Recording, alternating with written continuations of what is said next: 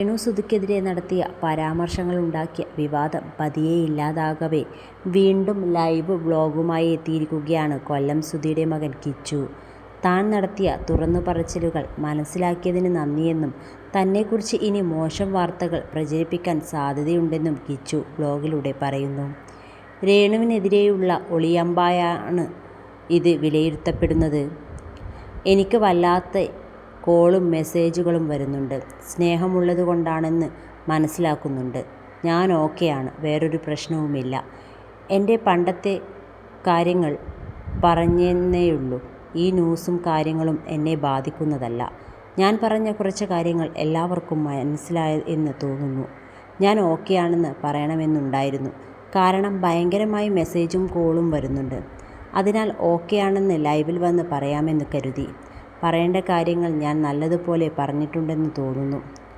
പറഞ്ഞുകൊണ്ട് എന്നെപ്പറ്റി ഓരോ ന്യൂസുകൾ വരാം. അതൊന്നും എന്നെ ബാധിക്കില്ല. പെണ്ണിനെ പീഡിപ്പിച്ചെന്ന് വരെ ഇനി എന്നെപ്പറ്റി വാർത്ത വരാം. എന്താണെങ്കിലും അതൊന്നും ഞാൻ മൈൻഡ് ചെയ്യില്ല. ഇത്രയും സപ്പോർട്ട് തന്നതിന് നന്ദി. ഇവരെ മാത്രം ഫോക്കസ് ചെയ്യല്ലേ. എൻ്റെ കഴിഞ്ഞ കാലം മുഴുവനുമാണ് ഞാൻ പറഞ്ഞത്. എന്നെ മനസ്സിലാക്കിയതിന് നന്ദി. മോനെ കിച്ചു, ഇനി രേഷ്മ തങ്കച്ചൻ കയ്യിൽ നിന്ന് ക്യാഷൊന്നും വാങ്ങരുത്. സ്വന്തമായിട്ടൊരു തൊഴിൽ കണ്ടെത്തുക. അപമാനിക്കപ്പെടുന്ന ഇടങ്ങളിൽ നിന്നും മാറി നിൽക്കുക. രേഷ്മ പി തങ്കച്ചൻ നിന്നെ എന്തും ചെയ്യാൻ മടിക്കില്ല. സൂക്ഷിക്കുക. ഞങ്ങളെല്ലാവരും നിൻ്റെ കൂടെ എപ്പോഴും ഉണ്ട്. ഇത്രയും ക്രൂരത കാണിച്ചവർ എന്തും ചെയ്യാൻ മടിക്കില്ല. മോൻ സൂക്ഷിക്കണം.